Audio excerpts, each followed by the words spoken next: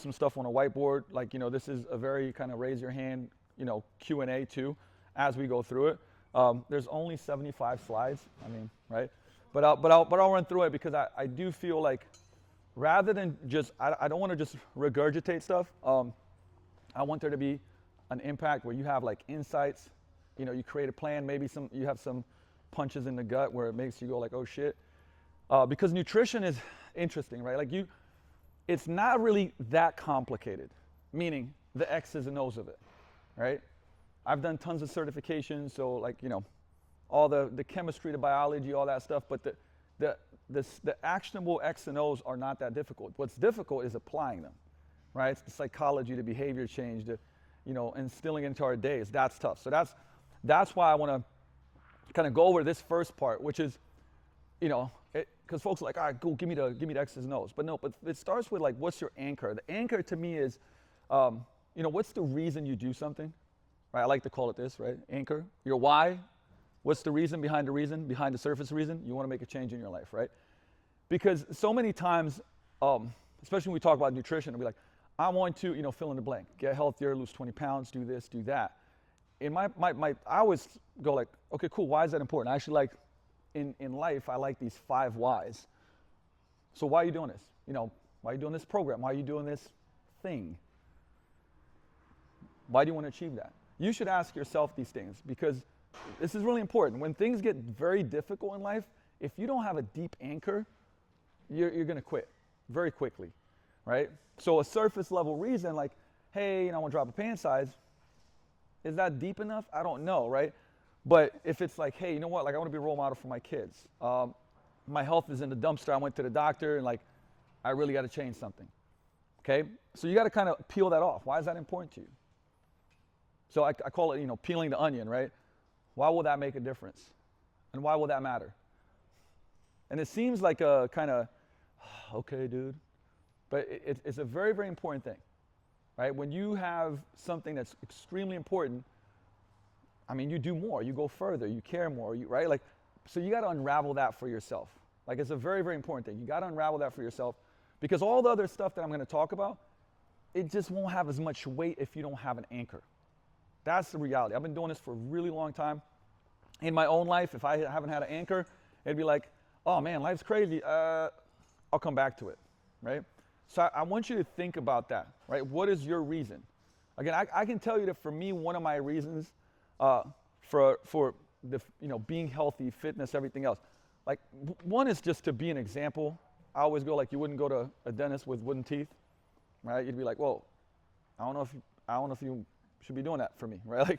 Like, so being an example, right? Being an example, and not just like I said, for the community, for my family, for everybody else, but also like the way that I feel. I have this whole, I had a transition of being an athlete and an identity issue when I stopped being an athlete, and I was like, I'm gonna be an athlete for life. Like, I want to move well, I want to feel well, and I look the part, right? Because life is better. Like, we only get this one flesh vehicle, right? As we go through life. We got to take care of that shit, right? And so those are some of my reasons that are very, very deeply embedded. And one of my favorite questions, this question, I have it on my laptop, I have it on my phone, is like, who do I want to become? It's one of the most powerful questions that you can ask yourself. Like, who do I want to become? Because think about this. It's an identity thing, right? You go like, well, what would that person do? Like, would this person behave that way? Would that person not give a shit about their fitness or their nutrition or their health? Like, no, this is who I want to become, so I behave in that way. It's an identity thing. And James Clear has a great, kind of analogy in his book, Atomic Habits. He says, whatever you do, you cast votes for the person you want to become, right? So you guys come and exercise here frequently. After a while, like if somebody asks you, like, hey, are you a person that works out? You're like, yeah, hell yeah, I am. I am. I'm a fit person, right? Because you've cast enough votes for that identity, right? If I give you, a ping pong racket and you play for a week, I'm like, hey, are you a ping pong player? You'd be like, no. Like, I play ping pong here and there, right? But if you did it 3 times a week, 4 times a week for 2 years, I said, are you a ping pong player? You'd be like, fuck yeah, I'm a ping pong player. Because you've cast enough votes, right? And I could say that for anything in your life, right? You cast enough votes, that becomes your identity, and identity is an incredibly powerful thing, Right? So I'll start with that because that's the question, like, who do I want to become? Like, that's one of the most important questions you can ask yourself. Now, as we go from there, hopefully, there we go. Look, I put up the slide because when you look at social media and education, it's like there's always some new thing. It's the carnivore, it's the this, it's the that, it's the whatever, right? And those are just, different types of diets. And it's, detox, it's cleanses, so on and so forth. I want you to kind of get away from that. I still love this picture. I put it up a lot of times, right? 95% of dieters, and you got MLM products, waist trainers. It's all the quick stuff, the quick fixes that don't build that identity, right? Hey, let me do this in 8 weeks, and I'm like, is it sustainable, right? Because you need that word right there, consistency, right? Hard work, consistency, self-monitoring, and we'll go over kind of like what science tells us, right, when it comes to this, right? But like really buying into, rather than saying like, hey, in the next 12 weeks, you go like, hey, in the next year, in the next 2 years, I'm going to do X, Y, Z, right? Yesterday I put up a story in because I do Q&As for the podcast. One person was like, how do you get good at podcasting? I'm like, do it for a long time, don't stop. You'll get better at it. At first, you're just not going to be good at it. You can prepare and launch better, but it's like the average. And I know we're talking about nutrition, so it's like, where does podcasting come into play? Because there's similarities, right? Do you know how many podcasts the average podcaster does? How many episodes they do? It's like six, and then it's over. And I don't know how many millions of podcasts there are, but the average is 6, right? And it's like, you just got to keep going and just improve a little bit, right? So we'll talk a lot about that, about like, and making yourself a plan here, because, like most diet and nutrition approaches are kind of like, if everything, if the only thing you got to hammer, everything looks like a nail, right? Or it's trying to put a round peg through a square hole. Okay, how does it apply to you? Like, we're going to talk principles, and then there's a lot of different ways to get to it. Do you eat 5 meals a day? Do you eat 2 meals a day? Do you prefer to do more of this and more of that? All of it is correct if it fits within the principles, right? And so that way you don't have to be like, oh, I'm doing this shit wrong. I can't eat this, that, the other. Like, we'll get into that part of it, right? But this is what tends to happen, okay? Most of the time, right? You go on a diet, you restrict energy. Low energy reduces metabolic activity. And we're talking specifically like pretty damn low calorie diets, right? The amount of times I've had somebody, it's like, hey, I'm on 1,000 calories a day. I'm like, right? I'm tired. Of course you're fucking tired, right? It's like you have so little energy coming in. And then body tries to restore the energy balance with increased appetite, right? Because your brain is going like, whoa. I have very little fuel, right? Like, I need more fuel. So then, the dense calorie cookies look better than the salad, right? Because your brain is seeking to obviously get that energy. Then you fall off the wagon, right? Or you stop post-goal. That's what a lot of, like, I would say when you have the short-term programs happen, right? It's like, we're on this 8-week thing, and like by week 4, you're like, can't fucking wait for this to be done. So it's like, obviously when it's done, what happens, right? You revert back, like, oh, I can take a break now.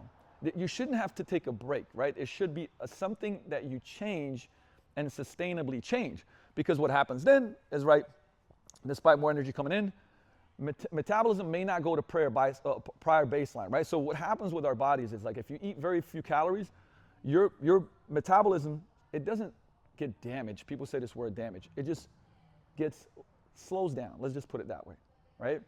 Because it's trying to restrict energy so that you can survive, okay? Now, when you basically eat more food again, you have a lower metabolism, and guess what? You gain weight, and usually regain it or regain it even faster. And this is one of the, this is kind of how it looks like, the after. Like, calories go down, metabolic rate goes down, lean body mass goes down. Like, a lot of time when you restrict calories a lot, you lose muscle because you can't sustain that muscle, right? And then when you bring it back up, you can see that, like, you basically, your metabolism doesn't catch up with your weight, if that makes sense, okay? And look, this is one of the most fascinating studies from Biggest Loser that they went for, I think, 7 or 8 years. Let's see, 6-year follow-up, right? So I'll just explain this one because it is very, very important, okay?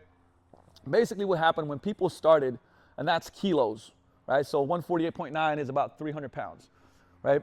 So you had the weight of 300 pounds, and then the scientists were like, hey, what is the predicted resting metabolic rate, right? How much calories you need just to survive, just to live? And their prediction was that it was 2,600, and the measured was 25.77. It was there, right? There. And then you look at 30 weeks. That's how long the show was, right? It was a 30-week show. You can see the dramatic drop. A lot of people dropped from 300 pounds to under 200 pounds, so 100 plus pound loss in weight. Now, here's what's crazy, right? You had the scientists measured that their predicted metabolic rate was now 2272, but it was actually 1996. Do you see now? So their resting metabolic rate, how much energy they needed to just survive, dropped by basically 600 plus calories. So they needed 600 plus calories less per day to just live, right? Now, this is what's really gets fascinating, right? Unfortunately, most people put almost all their weight back on. Not all of it, but like 90% of it. So scientists were like, well, when they put the weight back on, their metabolism is going to come back up, right? To 2,400. 6 years later, it was still low, 1903. It actually dropped a little bit more, right? So why is that like really important, right? Because the yo-yo dieting, it can really create all these metabolic adaptations where now, this person's 300 pounds, but their metabolism is at 1903, right? Now, again, they can still lose weight, all of that, but it becomes more difficult, right? Which is why it's so important to do this in a kind of habitual way and not do the roller coaster, okay? Because this is fascinating, right? The 6 years, again, they stopped after 6 years of follow-up, maybe it was 7, to see that, right? Because it can recover, but you got to do the right stuff, right? And by the way, I'm not trying to scare you. This is just science. I want to explain that, so hopefully that embeds, like, man, I don't want to do this, right? I want to make changes and keep those changes. Okay, so success is only success if we can sustain a weight loss. Therefore, any diet you can't sustain in long term should be banned from consideration. It's a strong word, banned. But it's like, hey, if you're going to make the changes, let's make the changes that we can stick with, right? All right, so that's what advanced methods are most of the time, right? We're kind of running into what, January's coming up soon. First we got all the holidays, then it's January, and then January's like, fuck it, this year I'm really going to do it, and it's like aggressive, right? 5, 6, 7 days a week of working out from zero, hardcore diets. It's like, it's that, right? Like I'm shooting myself in the foot because it's too advanced, okay? So readiness for change, I really think this matters. I've covered this before, but it does matter.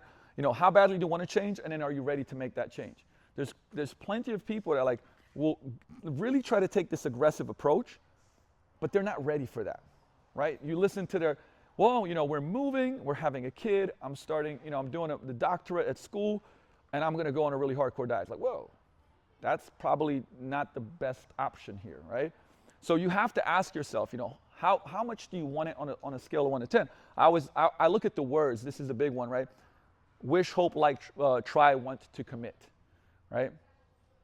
When there's a lot of I really hope and wish that I could do this. I wish.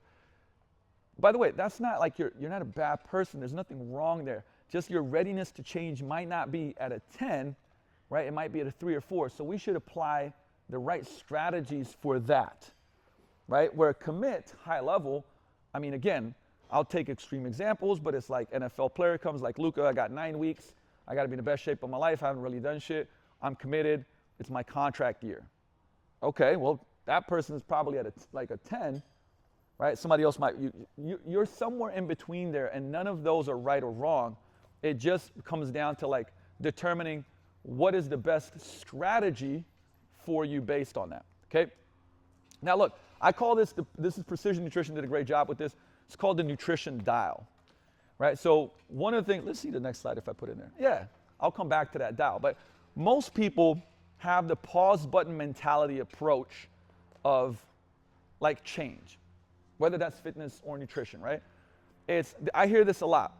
By the way, if any of you have said this before, it's okay to raise your hand and be like, yeah, that's me. But I'm going to start when life is a little bit more not crazy, right? There's a better time, right? And it's like, okay, and here's the thing. My question is there going to be another time in your life where you think things are going to get very challenging and hard? 100% of people say, yeah. Okay, so what are you going to do then? Right? So it's probably smart to start your change at a hard time because you learn how to get through a hard time. Because pause button mentality is exactly that. Hey, like 2 months before the summer, I'm going to have a little bit more time, kids, this, that, the other, so I'll go hard then. But then what? Right? We have to maintain the things that we do. So, I would say it's not an all or nothing mentality, it's an always something mentality. And that's when I come to that dial, right? Plenty of times in my life, like this past year, I've had to dial certain things down because life things happened that were very challenging. So, a 10 is like, run to an organic farm and a health spa, all meals prepped by sports nutritionists, eat slowly with no distractions. How many of you are at a 10 on a daily basis? Like, fuck, no, right? But again, you kind of go dial, but what you don't want to do is go, all right, I'm super gung-ho, I'm at a 9 or 10, but then things get hard and then I'm just at a 0, right? But what if I dialed it down to a 5 or a 6 or a 4, right? It's always something. So this, and by the way, there's a little infographic for each one of these. This is a nutrition one. What about fitness? Maybe you're like, hey, I can train 5-6 days a week. Things get crazy. 2 training sessions at Vigor, 1 at home. Like, you dial it, right? You just dial it, but you don't stop, right? So that's the idea of, pause button mentality. And remember this quote, right? Not all or nothing, always something. It's very, very important. But let's start here, okay? So I wanted to go and, again, make this a workshop. So instead of like the prepping food, we're going to go with calories. And then we're going to kind of break this thing down into, what if you don't want to track it in an app? How does that look like? And I'll give you guys examples of how to create your days to where you can win, and it's food that you like. So these are the basics, right? Macros. Protein is 4 calories per gram. Carbs is 4, fats is 9. And then this baby right here, which everybody knows well, this is, by the way, not LMNT, right? This is alcohol. Alcohol has 7, right? So look, this is, by the way, this is a big one. Who came? No, Talo's not here. But same thing, like when you, by the way, I'm not like trying to encourage anybody to go like cut out all your alcohol. But I will say this. Every single person I've ever coached, when they've regulated their alcohol, they've lost weight, and they felt better, they had more energy, period, right? Because I don't think that, completely cutting it out, absolutely the right choice for the right person at the right time. But if you're not managing that, if you don't know what's going on, remember, alcohol has 7 calories per gram, per gram, right? I kind of almost replace it with carbs if I'm tracking it. But many a times it sneaks in throughout the week and it's like a lot of calories. Because most of the time you're not drinking your alcohol just straight up.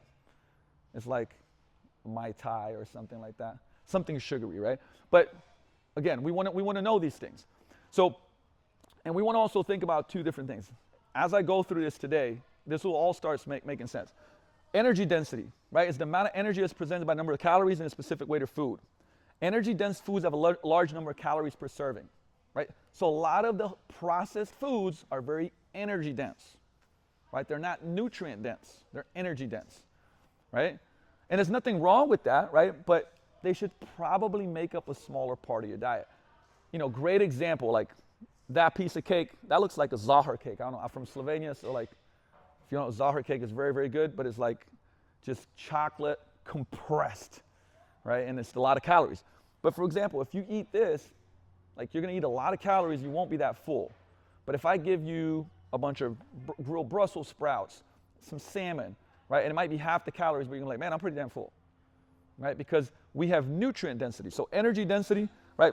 At the bottom, broccoli and strawberries in comparison have lower energy density because they're very low in calories, even for their large servings, right? And we'll talk about fiber and things like that. Fruits, vegetables, proteins, very satiating, right? So they're very dense, I would say, in nutrients and not as dense in calories. Then you got, this is supposed to say nutrient density, but that's okay. Amount of dietary fiber, complex carbs, amino acids, antioxidants, dietary vitamins, and minerals, again, represented by the number of calories. So calories are lower, density of nutrients is high, right? That's why when we talk about, hey, eat more whole unprocessed foods, is because they pack a punch with nutrients, but they're lower in calories. I can't tell you how many times I've had a person or a client that's like, their calories, they're gaining weight or they want to try to lose weight. And then I'm like, great, let's create a plan. Okay, we're going to do these foods, this, that, the other. They start eating and they go like, I'm so full, I can't even eat. Everything you outline, I can't even eat it. But they're eating way less calories, but the food is dense, so now all of a sudden it's like, can't have any more protein, right? That's a great example where it's like, you'll feel like you're eating more, which can become a challenge sometimes, right? Because mentally you're like, holy shit, I'm trying to lose weight, but I'm feeling really, really full and stuffed. It's a different food. Okay, so we want more nutrient-dense foods in our plans, nutrition plans, than we do calorie-dense foods, right? And again, look, check it out. So approximately, look 34 calories per 100 grams, 270 calories per 100 grams in ice cream, right? With very different density. By the way, it doesn't mean that those things are bad and you shouldn't have them, right? And we'll get to that. So, and this is why I think tracking, at least for a while, makes sense. I really, really, really, really challenge you, make it an experiment that for a couple of weeks, you track. You know, there's a lot of apps. My favorite one has become Macros First. You got MyFitnessPal. Macros First is their free service is better than MyFitnessPal's paid service, pretty much, right? And where you can easily find things in there. You can scan foods, and it will automatically put them in there. And again, the reason why I'm saying it's valuable to do it for a couple of weeks is because it gives you the education of where you are, right? And I think awareness is the most important thing when it comes to changing your nutrition, right? If you don't know what you don't know, I eat pretty good. Okay, cool. What did you eat 2 days ago? I can't remember. It's like, okay, can't remember 2 days ago, but you eat pretty good. So we want to find out what that is, right? So again, leaving here today, I really, really, really, like, that's my experiment to you. You don't have to do it for forever. Just do it for 2 weeks. Do it for 10 days, right? And be very honest. What I mean by that, I've seen folks that kind of like just put in the things that they know are good. It's like, then the tracking doesn't make sense, right? It's like, that ice cream, fuck it, I'm not gonna put it in. And it's like, okay, now the tracking's out the window, right? It has to, the thing is, it's a mirror. Like all these things, like in life, you know, it's difficult to hold a mirror up and go like, oh, right? And this can start changing your behaviors. Now, why do we want to track? I mean, this is up to 2013, by the way, right? But when you look at recommended daily intake for women and men, and this is very bland and average, but nonetheless, right? We look at 1961, 2880, we're at 3682, right? We're almost 1,000, that's by 2013, right? Almost 1,000 calories up in consumption. And the argument has been like, it's the carbs, it's the sugars, it's just more food, right? And look, I would say that the food industry doesn't make it easy because they make very highly palatable food that has sugar, fat, salt, protein, all the stuff that makes our brain go, woo, right? So this is the issue. And so if we're automatically, our food environment is making it easy for us to have more calorically dense food, right? That we don't get really full from. And so this happens, right? Then we have also, I love this one, right? But this is, what people are not good at predicting the portion sizes, period, right? I went a pretty damn long time doing calorie tracking and really figuring out how much plates of food are and so on and so forth, so I can look at it and go like, oh, that's 40 grams of protein, that's this, that's that. But I would say, even for myself, if I'm stressed out, I pretend like my calories are less than they really are, right? It's like, that's not that much, right? So that's truly where, we're just not good at judging. We really are not. So we need something to give us feedback, okay? This is years old, but the average American underestimates their calories by 1,100 per day, right? At the end of the week, that's 7,000. Like those are massive numbers. So if you can't trust yourself, and it's not a bad thing, you can't trust yourself with where you are, hey, have some tools that help you, right? And by the way, there's multiple tools. So multiple tools being, let me get to this before though, right? Because I always, if I've helped you with your nutrition, I always ask for what? I want your weekdays and I want your weekends. Those are two different worlds for most folks, right? Like Monday through Friday, you get in a routine and you're like, man, I got this shit dialed in. And then I'll ask, how was the weekend? Weekend? I'm like, oh, there we go. Here we go. And then you get this, right? Where it's like, hey, we're doing good. If 2,300 calories is our maintenance, and we want to have some calorie deficit, so we're shooting for 1,800, 1,900, whatever it may be. But the weekends are 3,500. They're 4,000. They're 5. Like, one meal can be 4,000 calories. I always use Cheesecake Factory, that used to be my favorite, as an example, right? But you go there, have 2 apps, 2 drinks, even a salad, that's like 1,500 calories, and a cheesecake, like you're at 5,000 calories, like that. So one meal could throw off your whole week, right? So the example is like, this would be somebody that goes like, I don't know why I'm not like getting leaner or losing weight. I do great during, you do great during the week, right? And then you have 2-3 meals during the weekend that can throw everything off. So we need that awareness. It's so important, okay? So again, let's calculate your daily calorie goal, and we'll go over it, and I'll give some examples, okay? So if you want to get leaner, lose weight, you want to be around 10 to 12 calories per pound of body weight. So people will say, well, like, what's the difference between 10 to 12? One is a little bit more aggressive. I would say also, like, if you have more weight to lose, you could go more on the aggressive side of 10. Really aggressive is 8. We don't do a lot of that. I've done it in scenarios, but so if for example, we're going to take, Des, are you going to participate? Cool. All right. What's your weight? 165. All right, so 165. So let's say Des was like, all right, I'm on that 9, on that kind of like commit level, and we're going to go a little bit more aggressive. So we'd shoot for 1650 per day. By the way, plus minus, right? Like this is, you could make, caloric tracking, by the way, there've been a lot of studies done. Even packaging it at stores is plus minus 25% off. Your calorie tracker is off plus 25%. Everything's off. But what this does, though, it does give you variables, right? If I'm tracking the same thing, it gives you variables. So that's a win, because we know. If it was 11 to 12, now, here's the thing. If you're training quite a bit and like you do a lot of activity, that number would go up for me, right? So if you're like, hey, I come to 2-3 strength sessions and 2 conditioning sessions at Vigor, I'd probably have you be at 11, And again, look, these are, but also if you've had a lot of weight gain and weight loss over time, we might bring that number down. So I just want to say that, like, there's some nuances here, right? But this is a pretty good, tracking. What would be, I don't have my phone with me, but 165 times 11, you're probably going to be at 1900-ish, like 1850. Let me know if I'm right. Look at that.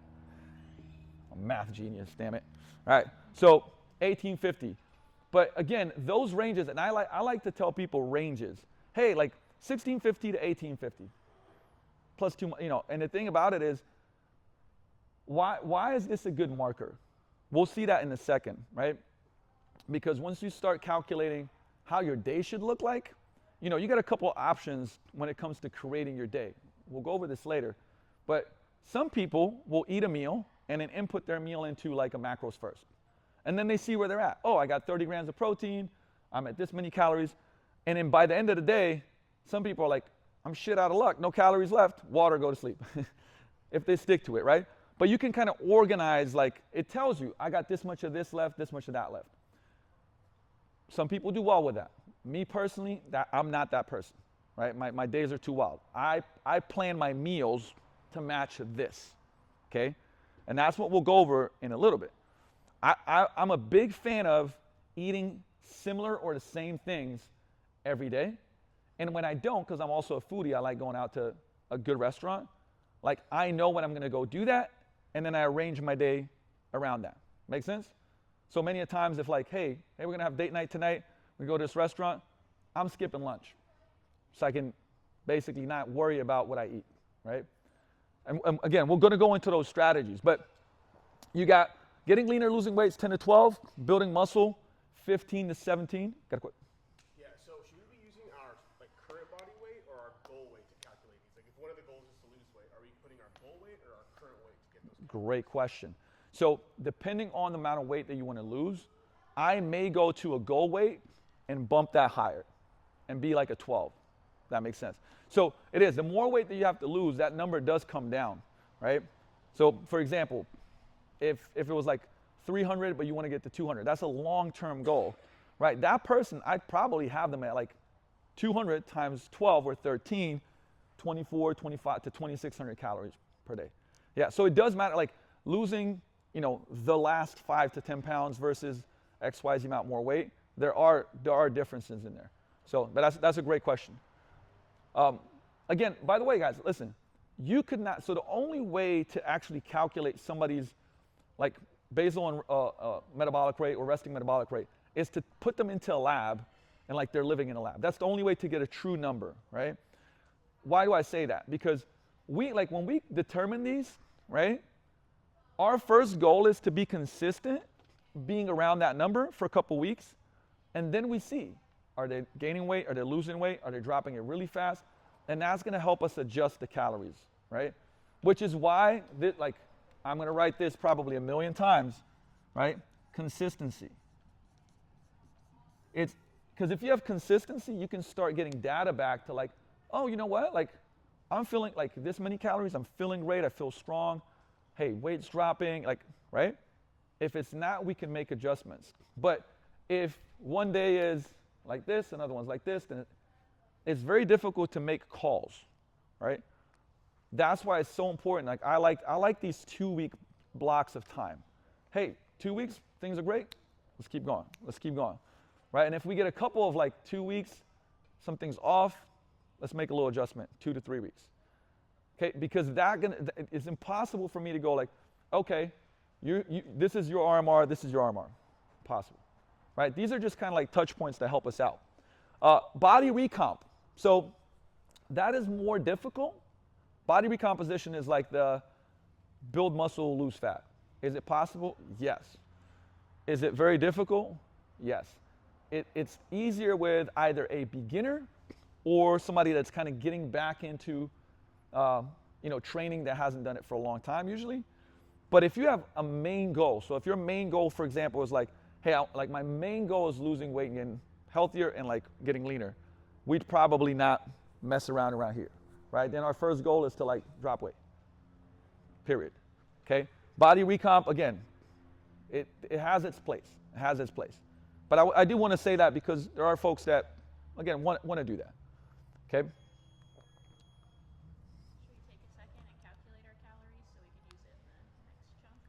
Let's do that, right? So based off of this, not this, it's the wrong one. Based off of this, quickly go into like, and by the way, give yourself a range, just like I did here, like for Des, for example, where it's like a 10 to 11. Based off of your goal, and also what Oscar asked, which was a great question, is like, if you have, for example, quite a bit of weight to lose, that number might be your goal weight times a 12. And just circle it. I promise, because when we get back to like homework, right, it'll make sense. It'll start making sense. Okay, so just circle it in your journal, like right about where you want to be. The awareness part of this is really, really, really helps when you know your number. A range does come fear. It does, doesn't it? A range is better. And also, the reason why a range is better, guys, because like I really don't want you to, most diets, and when somebody goes, hey, you got to be at 1,500 calories, depending on what your psychology is, it can feel like this. 1620, fuck, I'm done. I'm wrong, I'm bad. It's like, no, not at all. And remember, you kind of want to look on a weekly. This is the other thing too. This is a lot to kind of cover, but you can, so let's say your average is, we'll call it 1,800. And Saturdays are going to be 3,000. And you're cool with that because you go somewhere and you eat, Okay, cool. So 3,000. So that's 1,200 more one day, which means that we got to get our 1,200 back on some other days. Now, there's a lot of ways to do that, by the way. You could fast on a Sunday and just eat 600 calories. That's one strategy. I'm not saying it's the strategy. I'm saying it's one strategy, right? You could go 1,500 calories a couple of days, just a little bit less, right? Every day doesn't have to be the same. But this idea, by the way, that's my approach, right? My approach is that like, if I go on like smash food, I'm just not eating, I'm just skipping a meal. And I prefer to eat less meals anyway. So that's the psychology part, right? You find what works for you. But I think it's very, very important to like not trip out, right? If you have a day where you're like, man, that went off the rails. It's like, okay, what are we learning from this? All right, well, you can make adjustments the next couple of days and be back on track. Like, don't beat yourself up, right? That's strategy. But here's the thing. It's very difficult to have that strategy if you're completely blinders on and you don't know, was that a 3,000 calorie day or was that a 33,000 calorie day? 33,000 is a lot. But my point being, right, like you have to have something that gives you that data. Now, I wanted to point this study here. It's very, very, this is in one of Joel's courses. I can't remember the year that this study was done. It's a while back. But what this shows is this, right? They had people do a workout. So think today's team training workout, right? I put you guys through it. You guys are like, man, we're dying. This shit was hard, right? Your watch says you burned XYZ calories, who knows what, right? But then they asked people that did this hard workout and said, what do you think is the estimated amount of calories that you burned, right? And the estimated amount was like 800 plus, okay? That's what they thought, okay? The actual amount of calories they burned was 200. So now we got a 600, right? Like I burned. Then they took them to a buffet and said, hey, eat the amount of calories you think that you burned, right? And they ate around 600. But this is what's happening all the time, right? People think that they burn more than they eat. And like, how many times have you, by the way, how many times have you heard this one, right? We've probably all said it here. Go eat and like, oh shit, I'm gonna do a double tomorrow. I'm gonna do extra cardio tomorrow, right? That's the same thing because you think that you can burn away, doing like 45 minutes more cardio of the food that you ate, and it's challenging. I had a buddy of mine in Australia one time do this funny video years ago where he would eat a slice of pizza and then go on a bike to try to burn off that pizza, right? That slice of pizza. And he was on it for 45 minutes dying, right? And then he ate another cookie and he was like, fuck, this is, right? It can't catch up, right? You can't, that's the whole idea. Like you can't out-train a bad diet, right? But this is what's happening every day. Man, I trained really, really hard. I burned a ton of calories, so I'm gonna eat a little bit more, right? So and my thing here is like stick to the plan. And you might say, okay, I don't want to track through an app. By the way, which is reasonable for people that have had high level kind of like stress of tracking and feeling like under pressure. This might not be the best choice for you. I'm a very, very big fan of this. These are my IG stories, by the way, but to educate. But if you take pictures of your food, right, specifically like this one, okay, top down, it is very helpful for you and for me as a coach and our coaches to look at that and go like, okay, hey, we got our protein right here, we got our starch, we got our veggies here, and we got our fats. And I can see my portion size. So while it's not like super precise, what it does give you is an idea of like what your meals are like. It takes you exactly like 3 seconds. So if you do 4 meals a day, boop, boop, boop. Also get your snacks and your what you're drinking. We'll get to that, right? For example, while I always get a sugar-free vanilla latte, this is a pumpkin one. And they don't have that in sugar-free, damn it. So I gotta count those calories. But my point is, that is awareness too, right? If you get to the end of the day and you go, ooh, that's a little off, right? And I was doing that with Danielle, I was doing it with Sarah, where they'd bring in just pictures of food. And we'd go like, hey, like, you have, like, your protein is very low. Like, you're getting barely any protein in the meal. Let's get your protein up to 30, 40 grams. So let's make your protein like almost half of a plate, right? What started happening, we started making protein half the plate. Man, I'm way fuller when I have half a plate of protein. I'm sure you are, right? Calories started going down, right? Less starches, more protein, more veggies. So that can be a guide, right? There's apps also, I think one's called U8, where you can take pictures and say how you felt like when you ate the meal. But there's other ways of tracking. I like this one, right? Another way of tracking is just journaling. Just write it down. Again, you can write down the amount of something you had and what you had and what time you had it. Awareness, awareness, awareness, awareness, right? Awareness precedes change. And also remembering that like snacks are also food, right? Because it's very easy to go like, hey, what did you eat today? And you go like, oh, for breakfast, for lunch, I had, okay, cool. What about snacks? Oh, yeah, those fucking things, right? Or like, what did you drink? Orange juice, regular Coke, right? Calories, calories, calories, right? And we don't think about that, so we don't record it. But it's very, very important, okay? Interesting fact, I had a friend of mine, Brad Dieter. He owns Macros Inc., which is a very big nutrition coaching company from Spokane, so it's local, which is awesome.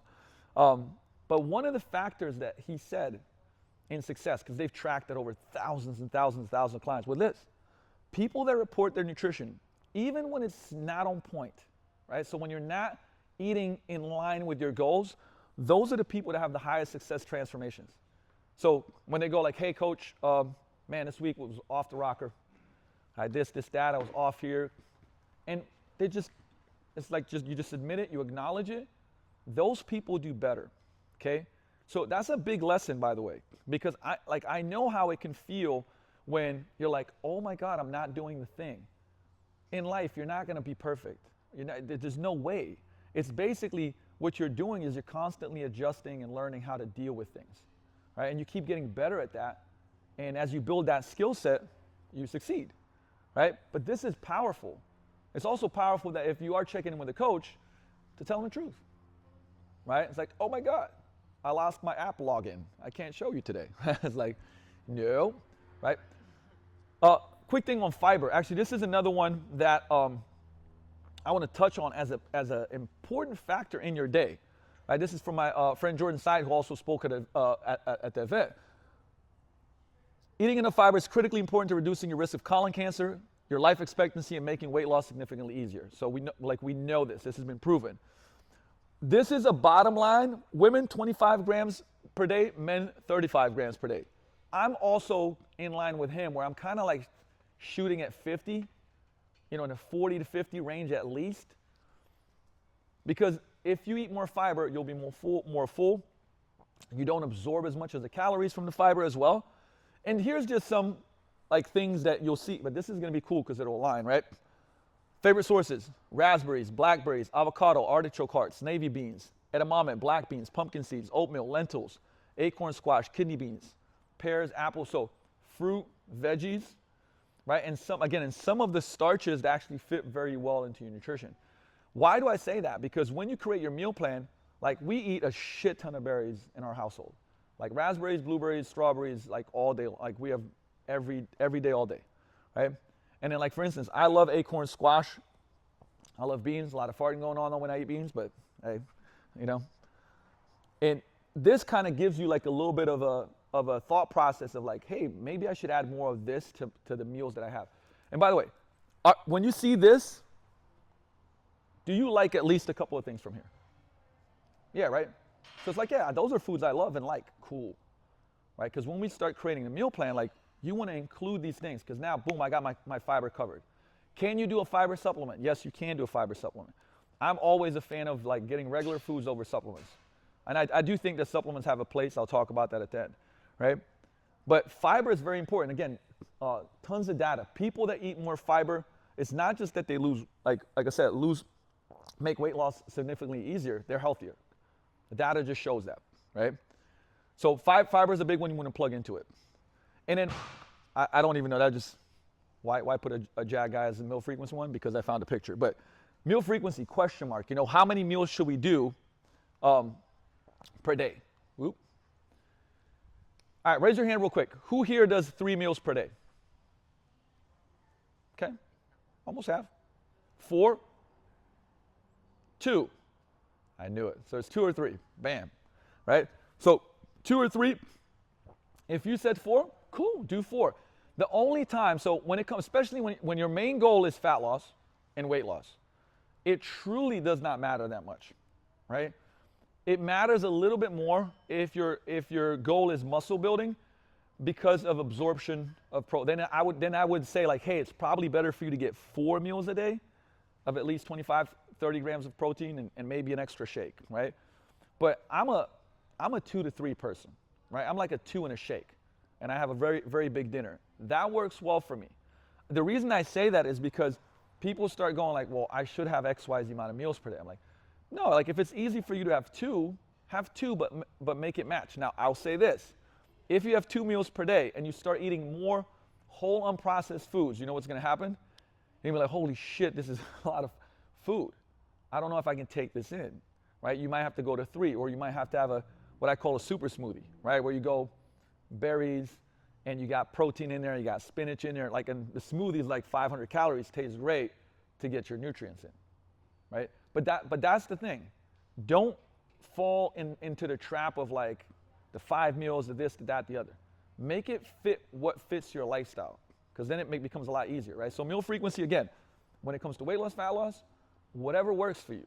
If it comes to muscle building, at least 3, and I would probably recommend 4 per day, right? If not, at least shakes, right? Which takes us to protein, okay? Notice we're going like, why am I going with calories first, protein seconds? Those are the most important 2 factors. Like if you get those down right, I know you'll have success with your transformation, period. That's why I don't even, when people are like, well, what about carbs and fat? Honestly, you get calories and protein right, the rest is cherry on top. Like we should manipulate them based on other stuff, but these are more important, right? From the get-go. So it's funny, I put 10 reasons and then I put 6 bullet points. Wow, great job, Luka. But, right? Builds lean muscle and strength, reduces appetite and hunger levels, improves bone health, reduces cravings, boosts metabolism through something called thermogenic effective food, so TEF. What that means is that like we burn more calories, I would say, digesting protein than we do carbs or fat, significantly more, right? And then also helps maintain weight loss. I mean, there's so many studies on this that like, you know, protein is like the thing that's why I'm always like, most people, when we start tracking, almost everybody's significantly under a protein, right? I'll get to the number, but it's actually 0.8, 0.7, 0.8 to 1 gram per pound of body weight, right? So if we take the example of Des, she would be somewhere at like 130 to 165 grams per day, okay? I can tell you right now that somebody in that range, on average, when we track, they're probably at 40, 50 maybe, right? So like you're 100 grams under on protein, right? That's huge. So a lot of times that can be your biggest kind of mover. And what I mean by mover, this is a great study that was done where they took 2 groups for 12 weeks. And one group, they said, just keep eating the way that you're eating, right? The other group, they said, eat it however you want to eat, but you have to have 35 to 40 grams of protein per meal. That's it. That's the only thing that you need to track, nothing else. Not what type of food you eat, now how much none of that, okay? 2 groups. Over that time frame, the group that ate the amount of protein they asked them to eat, which was 35 to 40 grams, on average ate 441 less calories per day, right? And what happened? Protein is a filling food, right? It's very satiating. And you get something called nutritional displacement, right? Nutritional displacement is this. If you guys start eating more protein and more veggies and fiber, automatically, will there be room to eat all the other stuff? Answer is no, right? So you displace it. So instead of me saying, don't eat this food, say, hey, eat more of this food, you'll have displacency, right? You're going to stop eating certain foods. That's why even with plates, I'm like, hey, eat your protein and your veggies first. You start getting to like starches, not that starches are not bad, but what happens is like a lesson, like, damn, I'm pretty damn full, right? So that's why like getting just your calories in the ballpark and your protein in the ballpark. By the way, if you're at 40 grams of protein per day and I ask you to eat 165 by next week, it ain't happening, right? You're just gonna be like, my God, I can't eat this much food. So what is, so instead of that, like we'd go, all right, look, let's go from 40 to 80, right? Like how about like, let's go from 40 and let's do for 2 weeks, let's try to get 80 grams, right? And by the way, for a couple weeks, you'll be like, okay, I feel better with that. Okay, great, let's go to 120, right? Maybe it'll take a month or a month and a half to get you back to those numbers. But at least we're trending that way, right? And I've only seen great things happen. Like, so there's a ton of studies on this, but my personal experience from over 4,000 clients coached, every single time, calories come down, People feel better, they feel fuller. It's just a win all around, right? So ballpark here and doing this one. So let's go real quick. Whoop. How much? 0.7 to 1. So calculate it for yourself on your phone. Again, I would say that like the more weight that you have to lose, I might go to 0.7 on that. But I have a very kind of like bottom line on this, right? No one should ever eat less than 120 grams, right? Women, men, like 120 is the lowest. And I promise you, if you probably track it right now, I would say most of you are not at your numbers. And it's very, very helpful to get to your numbers. Very, very helpful. Also, by the way, which is, many a times when I look at meal plans, or should I say people's nutrition, folks, because they'll be like, well, I'm eating peanut butter, that's a protein source. And it's like, it has protein in it a little bit. It's not a protein source, right? So thinking about like, what are the protein sources? What are main protein sources? This is just a great kind of like visual picture. What's 30 grams? 5 whole eggs, 1 cup of veggies. I can tell you, so this is my breakfast. I love breakfast food. Yes? Is the calculation for the protein the same for men and women? Yes. I would say for women, it's more in that 0.7 to 1. Neither is right or wrong. Like if you have 0.7, it's fine. Like no problem. But I really wouldn't recommend less than 0.7. That's a good point to shoot for. For men, the more somebody wants to build muscle, that number kind of goes a little bit higher. But really 0.7 to 1 for men and women is a good range. Yeah. So I've kind of figured out, like, I love breakfast food. So eggs, I do scrambles all the time. Like, so three eggs are about 18 grams of protein, right? Because about 6, depending on the size, 6 to 7 grams, right? So 3 eggs, let's call it 20. I do this chicken sausage, al fresco, that's great, it's got about 15. Boom, I'm already at 35. And then I do a premier protein, and then like blueberries, raspberries, stuff like that in the morning. That's 30. So that puts me at 65 right off the bat, start the day, right?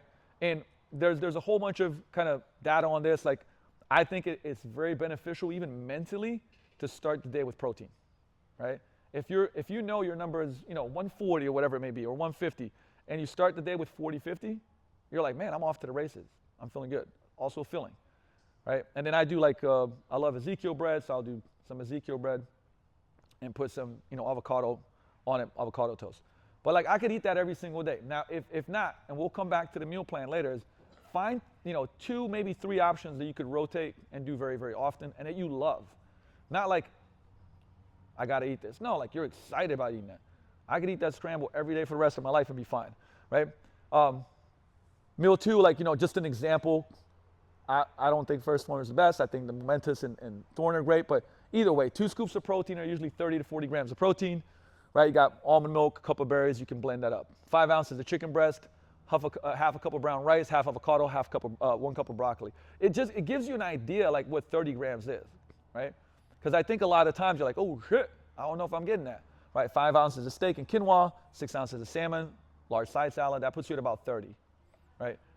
This is where I do believe that for most people, protein shakes, it's not like, people are like, hey, what do you think about whey isolate? I'm like, it's great, but the thing about supplementing protein is it's very difficult to get, like, let's take Des. If she was going to do 165 grams of protein in real food, that's a lot of food, right? Think about it.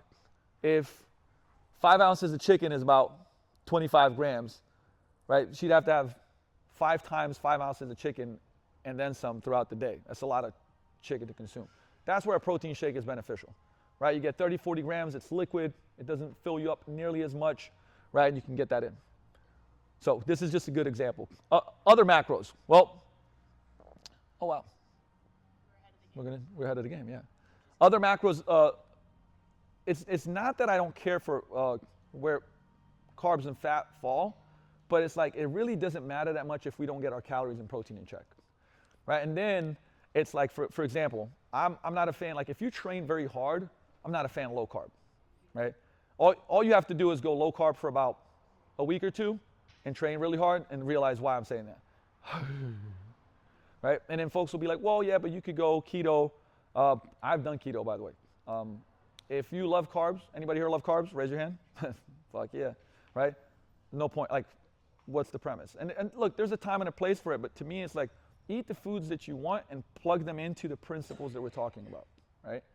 So sometimes we'll, like, once we kind of dial things in, we'll start playing around with carbs and fats, right? But again, I really truly don't think that that's that important until you don't get this dialed in, okay? So again, calculating yours, what's your protein for today? Like, you got your number. By the way, get your number down, circle your number, because when we have our numbers, we're going to kind of operationalize this, okay? Meaning like into a day, okay? All right, this one, eat more whole and processed foods. So all the stuff like, you know, why? I mean, it's kind of like some duh moments here, but usually contains more satiating, boosting nutrients, right? More fiber, more protein that we just talked about. It takes longer to eat. By the way, that's a big one, right? You eat real food, meaning you got some regular potatoes, you got a steak, you got, you know, I would say some charred Brussels sprouts or some cauliflower, whatever it may be. Like, how long does it take you to eat that versus how long does it take you to eat, I don't know, like a burger from Mickey D's or something like that, right? Just in general, like, it's going to take you longer to eat because it's more satiating, okay? And it fills you up with fewer calories. We talked about that, right? Nutrient density versus calorie density. So just in general, that and obviously the health benefits of whole unprocessed foods are much bigger. And then you kind of look at, like, you know, this is another PN chart that's, if you look at grains, brown rice through rice puff cereal, right? More processed, less processed. By the way, you're not going to just eat unprocessed foods. Like, everything is processed to a degree, or say a lot of things are processed to a degree. But the kicker is like, hey, can we stay more to this side, right? Can we eat more foods on this side? You know, some here and like the least amount of here. Not none, but the least, right? Most of the time, the way I look at it is like a pie chart, right? So right now, if you broke down all your foods, there's a certain amount, you know, this might be processed. You know, this might be minimally processed, this might be unprocessed. But like, how can we get this to be whole and processed? You see what I mean? Like, let's get a bigger piece of the pie to whole and processed foods. You'll be fuller, you'll get more nutrients, your calories will drop automatically because you won't be able to eat as much. Good things will happen, right? And you'll be healthier. Now, this, I do have to reiterate. Like, every time I do a presentation, I want to throw this in there. Because it's not like, you know, people, even when I talk to you guys, they'll be like, hey, Luka, I had some bad food today. I'm like, what do you mean bad food? And it's like, well, I ate a bad thing I shouldn't have ate, right? So it's like an evil thing. It's not good food, bad food, right? Food's just food, stuff you eat. Unless your food gets caught robbing a bank or committing a crime of passion, it's not bad, evil, or criminal, right? It's true that some foods are more nutritious than others. Some foods are more delicious than others. Some foods have less nutritional value and some have higher in calories. But it doesn't make, you know, it's like, it doesn't mean, nothing is guilt-free because everything has calories. You could eat, you know, salmon and chicken and steak and all the good stuff and overeat and gain weight and get unhealthier. Like, it's just the reality of it. But we do have to think about, right? When you start using these terms to completely cut out entire food groups, that's not good, right? Like, cutting out entire food groups is not a good idea. Yes, you should be mindful of what you eat. And when we look at this stuff, I love this example. By the way, I do not promote this as far as like, hey, you should do this too. But this professor lost 27 pounds eating Twinkies, Oreos, Doritos, and powdered donuts for 10 weeks, right? That's all he did. It was an experiment. The experiment was like, I'm going to be in a caloric deficit, right? So I'm going to eat all this stuff, but I'm going to eat less calories so that I lose weight. But look at what happened. If I scraped this whole thing and I just gave you the headline, right, of like what they ate, you'd be like, man, that guy definitely got, like, his health went to shit, right? It wasn't good. But look, his body weight dropped from 207 to 174. BMI went from 28.8 to 24.9. His LDL bad cholesterol dropped by 20%. So all he ate was Twinkies, donuts, and his LDL dropped by 20%. HDL good cholesterol increased by 20%. Triglycerides, form of body fat, dropped by 39%. And body fat went from 33.4 to 24.9. Eating nothing but Oreos, Twinkies, and fucking sugar donuts, right? Once again, I will say this very loudly. I'm seeing your faces. Don't do it. right? But why is this example important? Because it just says it's like a caloric deficit created those things, and when you basically drop weight, like you're seeing improvements in health. I'm trying to say that like when you categorize those foods as bad and like evil, and it's like, oh my God, I can't have them, psychologically it creates a situation that's not good, right, when it comes to nutrition, right? So think of it, this is cool too, because I popped these out, and both Mike was at my event this past weekend, so he spoke at the event. But this is a paper published in 2002 by Stewart, and individuals who engage in rigid dieting strategies reported symptoms of an eating disorder, mood disturbances, and excessive concern with body size shape. In contrast, flexible dieting strategies were not highly associated with BMI, eating disorder symptoms, mood disturbances, or concerns with body size. All that flexible dieting means is flexible in the sense of, hey, like, I can have some of this, I can have some of that, as long as it kind of fits into this, our goal of how many calories per day, getting enough protein, getting enough fiber, but I can still have, you know, Snicker, ice cream, all that stuff, and I'll show you some visual examples. With flexible eating, you can eat whatever you want, you just can't eat how much of it you want, right? Now, I would argue with this. I lean towards, you know, when I look at foods and I think about, you know, where the food is coming from, I think that does matter. You know, I do think that whole and processed foods have a lot of deeper, I would say, deeper health relations, right? So I would prefer to have more whole and processed foods, but you can't beat yourself up and go like, man, these foods are horrible and like they're killing me or stuff like that, right? So when you look at this, the week, let's see if we got it. I think the battery might have died. Oh, there we go. So 80-20 rule. Alan Aragon calls this the 80-20 rule. Like 80% of the time, eat whole and processed foods. 10%, and then 20% is almost like, 10% eat whatever the hell you want, right? But the other 10% is like, you know, it can be kind of off of that. Now, again, think of it like this. I'm not saying this is you, but maybe right now you eat 20% of whole and processed foods and 80 is processed. How can we get to 50-50, right, in the next 3 months? And in the next 3 months, how can we get to like 80-20? Right, it's a better chart, right? How can we get better? We don't have to jump the gun and get there next week, right? And so when you look at this week, by the way, for example, bowl of cereal, ice cream, beer, wine, cupcake, Snickers, right? This is 80-20. But the thing is, I think it's very important to plan it out. That's why we're going through this in a sequential way, right? Because it's like, hey, foods that fit, this is what I want. I like this. I like a Snickers. Cool, fit it in. That's flexible, right? That's how it's supposed to look like. But the thing about it is, there's a big difference between when you emotionally eat and you don't have a plan, and you go off the kind of the Richter scale, versus like, I have this scheduled. Hey, I'm gonna eat half a pizza, because I love having pizza with my family. Cool, we're doing that Saturday nights. That's our thing, right? My friend Kelsey Heenan and Dennis, every Friday they do pizza. They do a new pizza spot, right? They just account for it. They just strategize for it. They love burgers. They're like, if anytime I'm in any city in America, I text them like, what's the best smash burger? Those guys like, they just drop like the names, and because they love smash burgers. So every week they do pizza, they do smash burgers, and it's part of their plan. They're very healthy, they're very fit, and they just fit it in, right? You can do the same thing. And then you look forward to stuff. Oh man, like I'm going to the movie. I'm a popcorn and Reese's Pieces person, right? If you don't like that, you're dead to me. But that was another thing that like I just fit in. Hey, when I go to movies, that's what I do. I just fit it in. Because if you restrict and you say you cannot have these things, it's very like stressful psychologically, right? Oh man, I can't have that. I can't have that. It's bad. So that's why I think it's important. And you kind of just look at like, again, this is a sliding scale, right? It's not bad, like not good, just more nutritious, right? That one's not healthy, just more nutritious. Not clean, just more nutritious. Not bad, just less nutritious, right? More nutritious, less nutritious. Like find more nutritious foods to put into your diets, into your nutrition plan, and kind of less of those, but you don't have to eliminate them.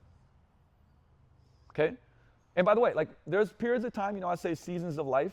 Sometimes that 80-20 turns to 90-10. You know, people are like, hey, summer ready. Okay, cool. We're going to go 90-10. You know, I've trained like physique bikini competitors that step on stage. They're like 95-5 at the end, or, you know, like 99-1.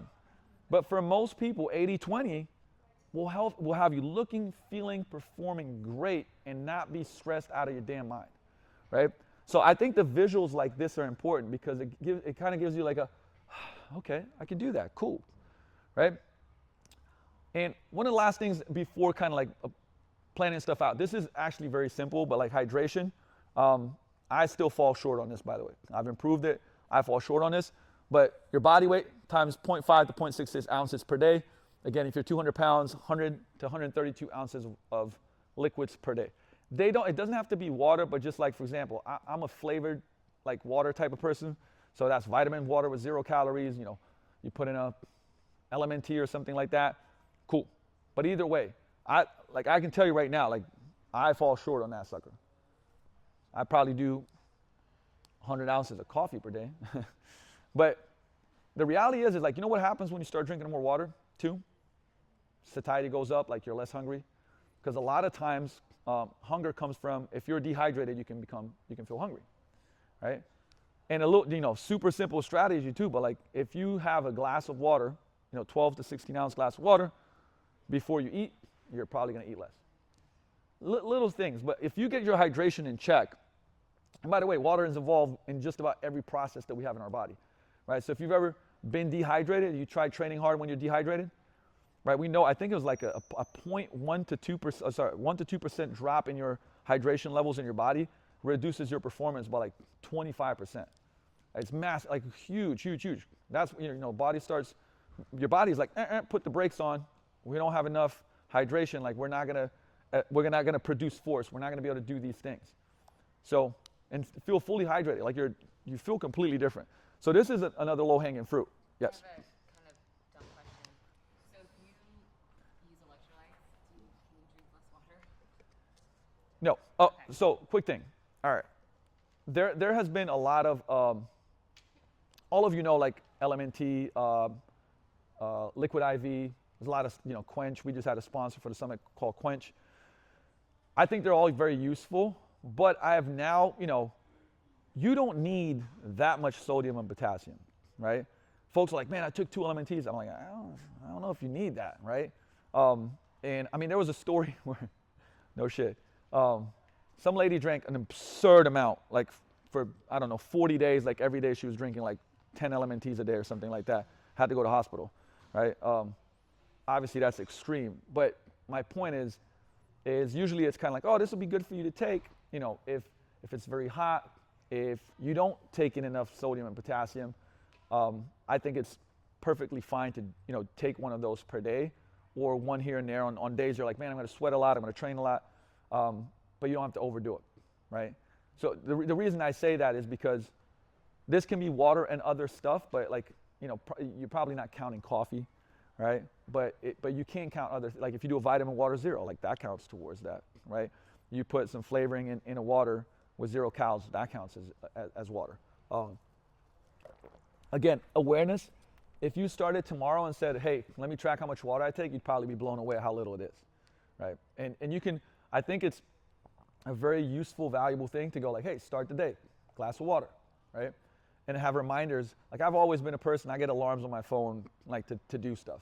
Drink your water, oh shit, you know, go drink water, to get into the habit of doing it. But this becomes very, very helpful. Yeah, so this is again, this is just a reality check that we don't think about calories through drinking, but average American drinks over 400 calories per day, right? And mocha, choca, focas, whatever it may be, right? Like you don't think about that. It's like, oh, we don't have sugar-free syrup. That's fine. Boom, 120 calories, 150 calories. Yeah, put some whipped cream on it.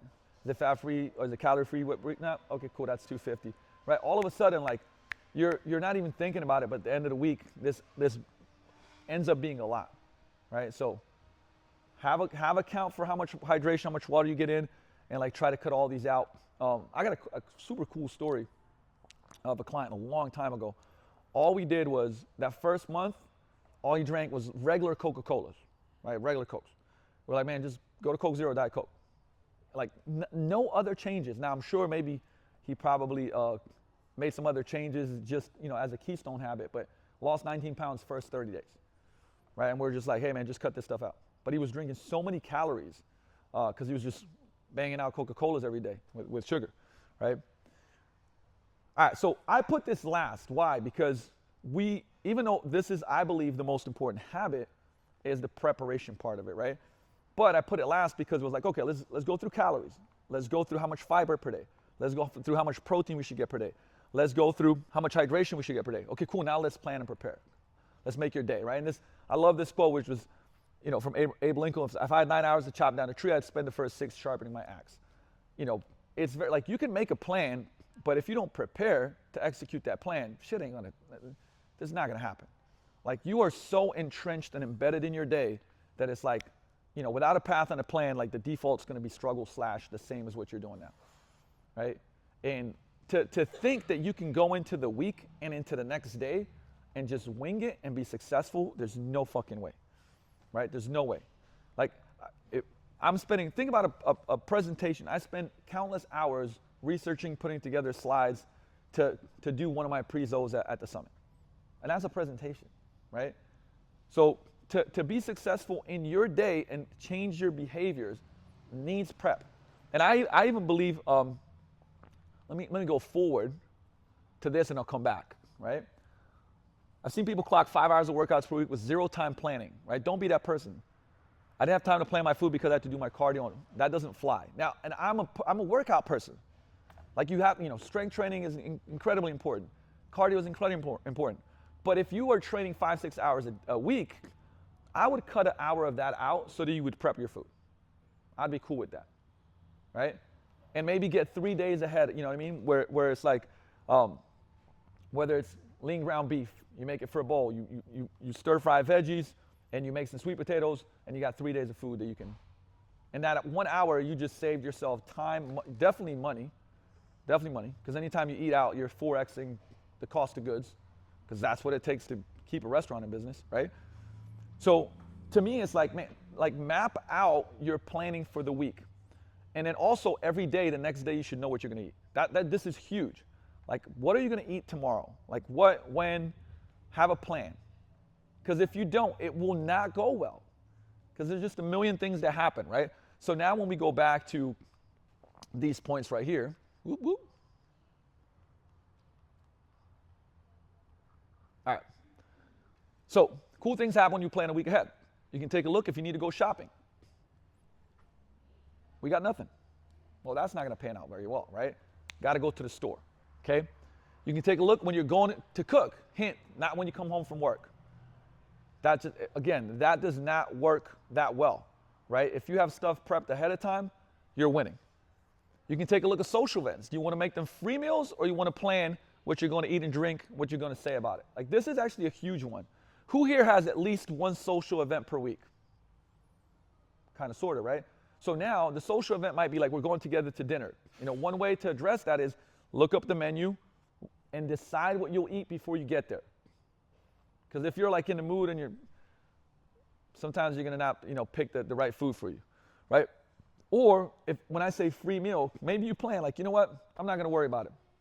That's gonna be my free meal. The next day I'm skipping lunch, or I'm cutting my calories a little bit, right? Or I tell people like, hey, like I'm on this, I'm changing my nutrition and stuff like that. I'm gonna have this. Don't worry, like, I'm cool. Because people will pressure you a lot of times, right? And you should be prepared for that, okay? If eating out, plan where, when, and what you'll eat, as well as plan B. So again, you go to a restaurant, look at stuff ahead of time. Damn, they got steak, marbled potatoes, awesome, like steamed greens, whatever it may be. I'm gonna have that, right? That fits within my plan. Look at it ahead of time. Plan B, plan B is like, I don't know, like I'm going somewhere, I don't know what's gonna be there. What's plan B? Hey man, I'm gonna have a Premier Protein in my bag. I'm gonna have a First Form like meat stick. I'm gonna have whatever, right? I got a plan B. I'm prepped. If you're prepared, you're less stressed out. Otherwise, you're like, fuck it, right? And we want to do the least amount of that. You can plan when you're going to do your workouts. What's cool with it, if you're here, you're like, you have a schedule. You know when you're going to go work out, right? But you can see all the roadblocks that derail your fitness and food ahead of time and get strategic about them. When you look even at the day ahead, you can say, it's likely that, we got this lunch break, but the meeting could definitely go long. Our meetings go long very often. So good chance it'll go long. Cool, so what am I gonna do? All right, we got a cafeteria, we got healthy foods there, awesome. Nah, I should probably bring food with me, right? Like I can get ahead of it. Because once you're in it, it's so difficult to make the right decisions when you're in a storm, right? So much more difficult. Set yourself up to win instead of relying on willpower. Again, the science of willpower is actually like very, very fascinating. I mean, I've been studying it like crazy. There's a guy called Menno Henselman. He has a great book, but also does a ton of research. And willpower is actually, this was not meant to be today's presentation, but willpower is just a construct in our mind, by the way. How many times have you heard, like, build your willpower up?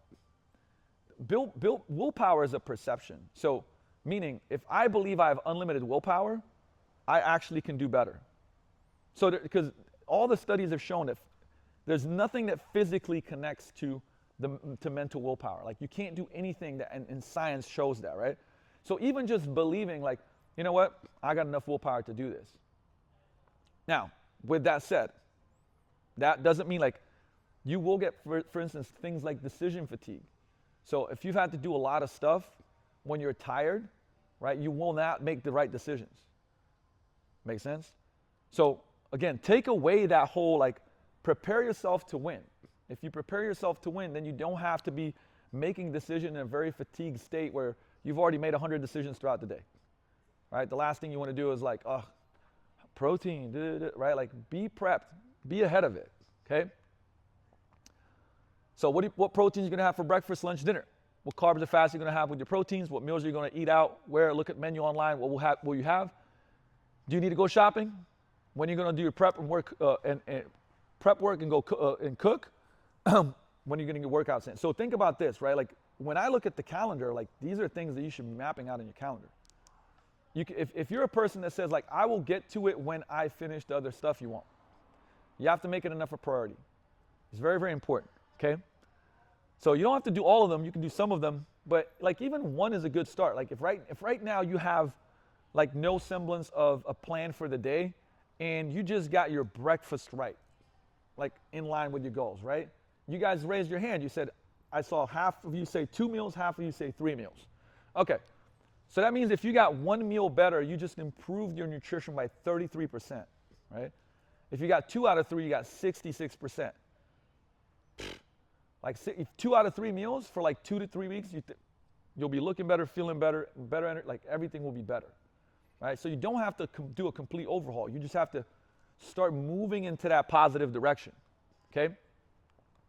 All right, we had that. So this is actually for all, I think all of you have the Vigor Round recipe books. If you don't, Des will shoot them to you. Make sure you get her your email. And we'll shoot them away. So we have like a 5-ingredient. There's one recipe book that's a 5-ingredient recipe book. One's high protein, one's low carb. Between the 3 of those, I think it's like 120, 150 recipes. Every one of them have like the macros, right? Protein, this, that, how to make them, the whole shebang. Now, I wouldn't expect you to, just eat breakfast, lunch, dinner out of that recipe book. It's more like, oh, wow, this shit looks good. Cool, make it. Make it often, and now you have a solution. Right? You might eat out for lunch. So this is just an example, right? Breakfast, lunch, snack, dinner from that weekly meal planner. Because then, this is why this is important. If you know your weekly meals, and by the way, even just 2-3 days ahead, then guess what you have? Then you got your shopping list.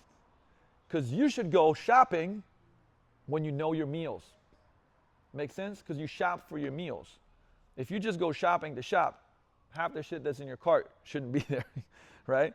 Because you're like, ooh, right? And they put that stuff there where you see it, and you're like, I think I need this.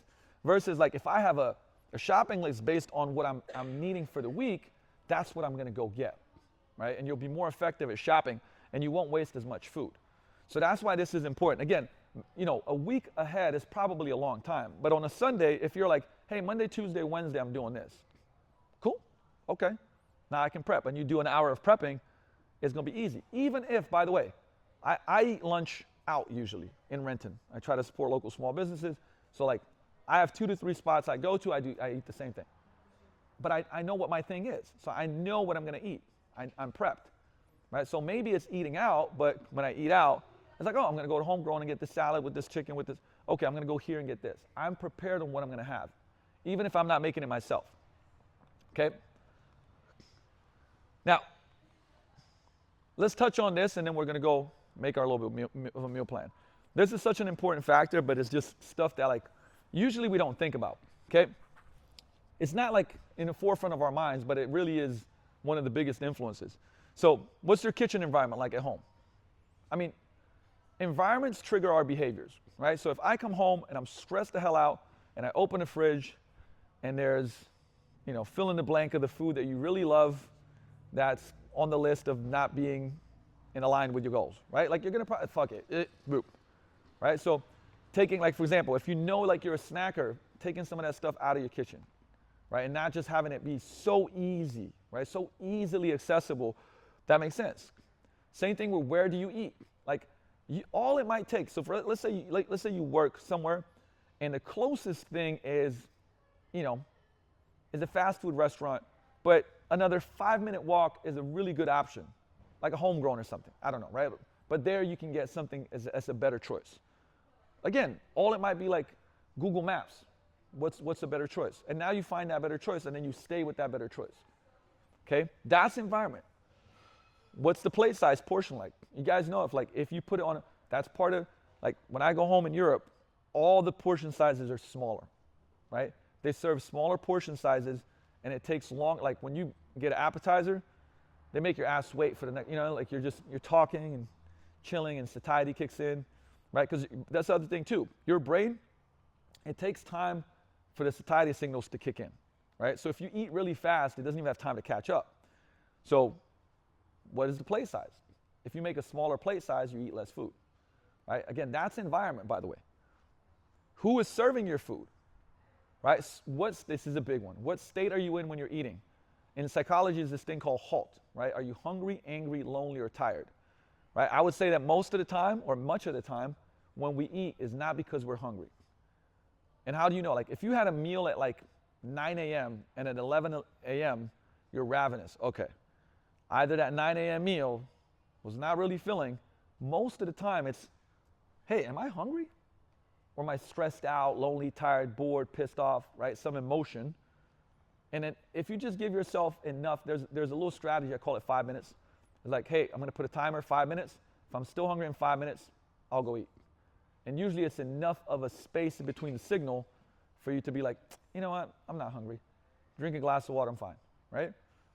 These are all habits that you can create, by the way, okay? How do you eat? Rushed, fast, slow. There's, I remember PN one time did an article, it's ideal to chew your food about 34 times, like 34 to 50, right? So if you want to take it to that level and just be like, munch, 1, 2, 3, 34.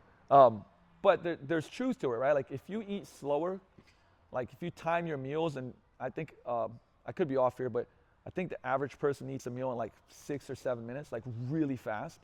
If you just go like, hey, timer, let me take 15 minutes to eat this meal.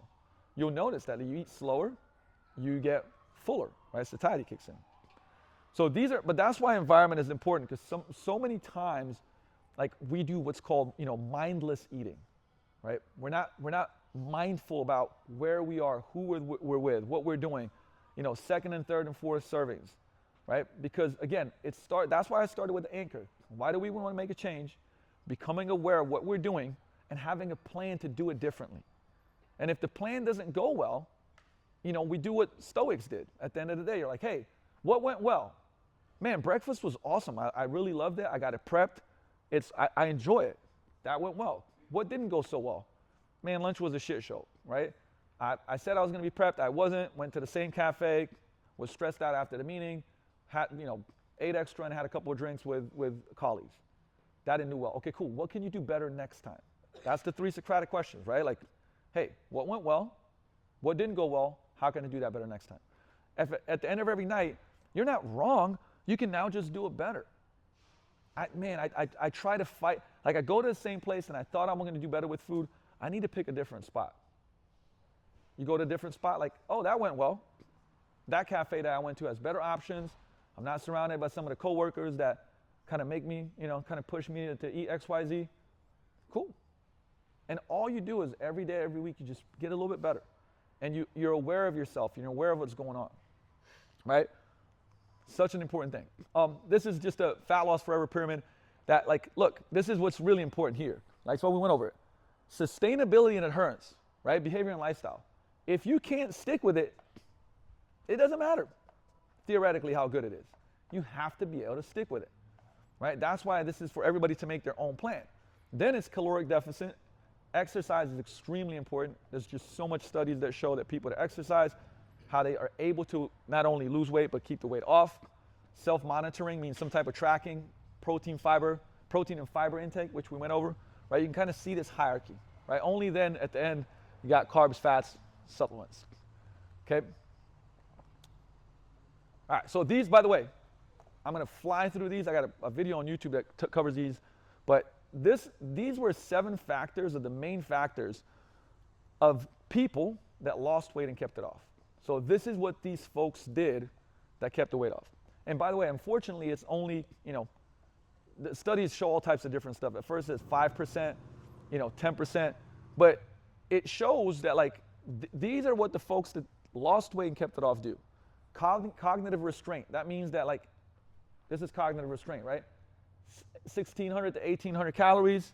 Like I am in that wheelhouse. If I'm trying to lose weight, like I'm under that, so I'm restraining in some way, right? Cognitive restraint. Self-monitoring. I am tracking in some way what I'm doing. Pictures, app, journal.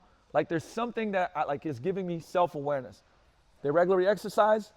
Most people have structured programs, coaching, right? Which you guys have, which is excellent. Ability to focus on the long term. Remember what I said at the beginning, right? Hey, next year, in the next year or two, here's where I'm gonna be. They all had that long-term mentality. Social support, which we talked about, including environments, right? A lot of you guys here too have social support, which is awesome. And then it was other stuff like eating lower calorie foods, more protein, high fiber, flexible versus rigid, no snacking, right? Those were kind of like the bonus things attached. But I think it's very powerful to see like, oh, people that have success, here's the things that they do, right? Okay, I don't even know what the next slide is, but here's what we're gonna do. Yes, go back. Last one, this one, okay. Are we playing tag? This one, yeah. So here's what I want you to do. Like, and the thing is, you may not, be able to do this in the next 5 minutes, but I'll literally show you some ideas of how to create your meal plan. And by the way, like, look, it's just like anything else, right?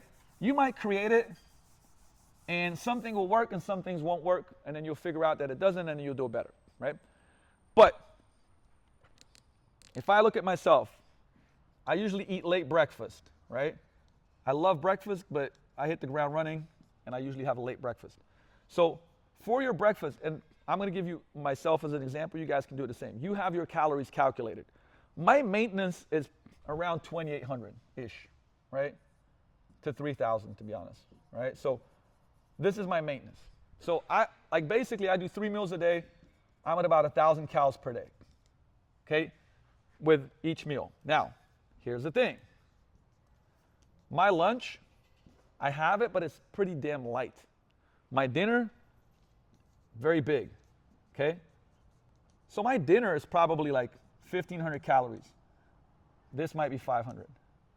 This is individualization. I know I'm gonna eat a pretty decent breakfast, lunch is gonna be small, and then dinner is gonna be very big, right? And then, based on that, remember how I said, like, I'm gonna do 4 eggs, chicken sausage. From there, from chicken sausage, I'm gonna do two pieces of Ezekiel bread, whoop, avocado, Premier Protein, and then blueberries, right? I might even do like one of those waffle protein bars. They're delicious. That's gonna put me right around there, right? And guess what? I can have that every damn day. Do you have a question? Yeah. What do you recommend eating if you're going to work out in the morning or not eating? Okay.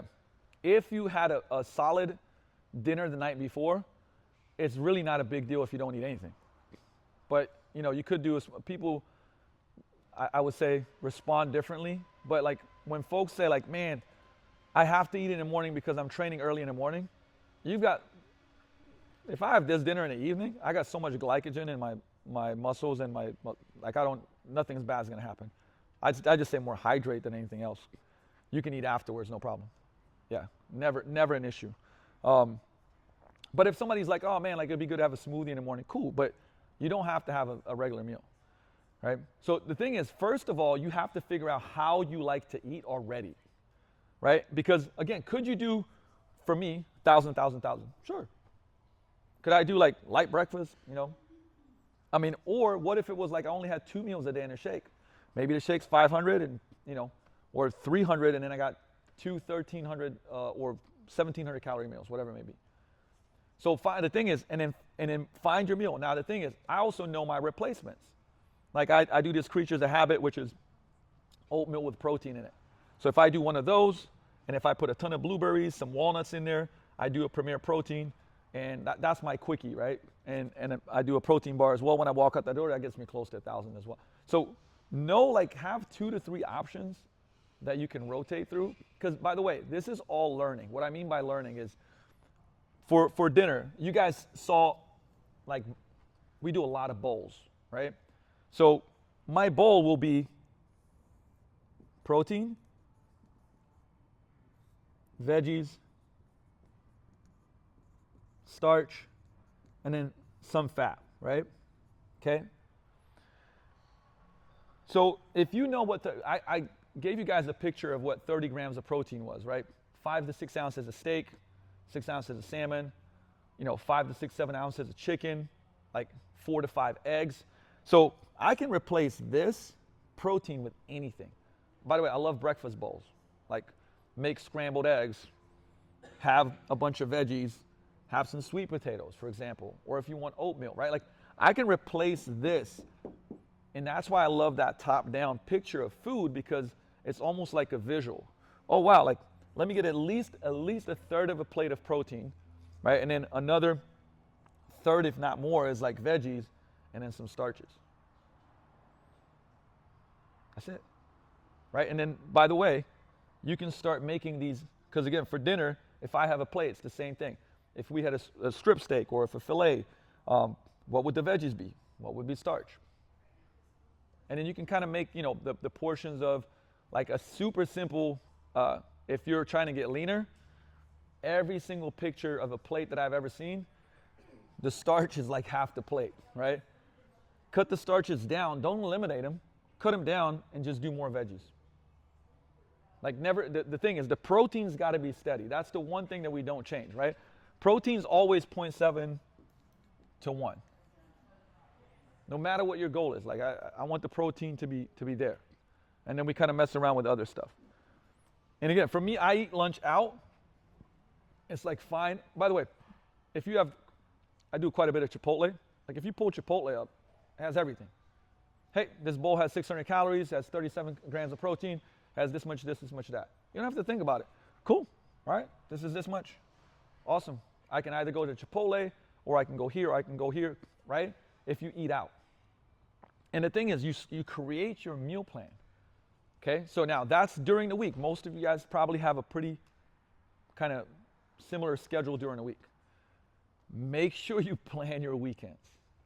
Make sure you plan your weekends.